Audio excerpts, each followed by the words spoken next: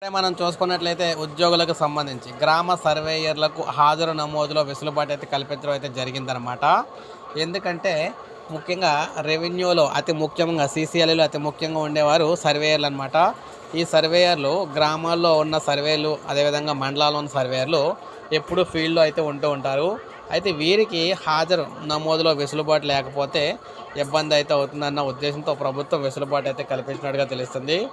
Resurvey విధుల్లో డిప్యుటేషన్లపై పనిచేసే గ్రామ సర్వేయర్లు ఆయా ప్రాంతాల్లోని సచివాలయాల్లోనే బయోమెట్రిక్ విధానంలో హాజరు వేసేందుకు ప్రభుత్వం వీలు కల్పించింది. రెవెన్యూ శాఖ నుంచి వెళ్ళిన విజ్ఞప్తి మేరకు గ్రామ వార్డు సచివాలయాల శాఖ తాజాగా ఈ ఉత్తర్వులు అయితే ఇచ్చిందనమాట. అందువల్ల ఈ సర్వేయర్లు ఎవరైతే ఉన్నారో వీరికి హాజరులో వెసులుబాటు అయితే కల్పించడం అయితే జరిగింది. ఇది ఒక మంచి పరిణామం అని చెప్పుకోవచ్చు. సో ఇది మనకు ప్రజెంట్ ఉన్న ఒక అప్డేట్ అనమాట. ఒక లైక్ చేయండి, సబ్స్క్రైబ్ చేసుకోవద్దు, మన ఛానల్ సబ్స్క్రైబ్ చేసుకొని ఫాలో అవుతానండి. ఇలాగే మీకు లేటెస్ట్ అప్డేట్స్ అయితే అందిస్తూ ఉంటాను నేను.